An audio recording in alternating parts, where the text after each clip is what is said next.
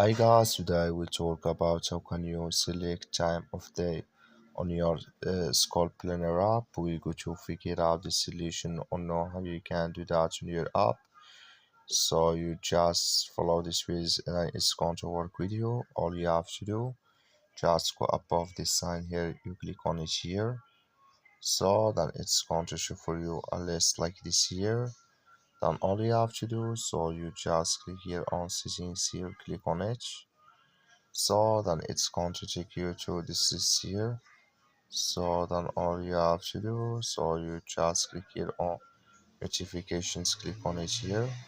You just click on notifications, it's going to take you to this is here. So then you go down, just keep going down, you click here on time of day, just click on it here. Then it's going to show for you list like this here.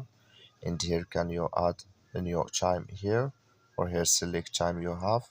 So then you click on confirm, then it's going to add with you. That's all you have to do. Thank you for watching. Don't forget to support us by like and subscribe.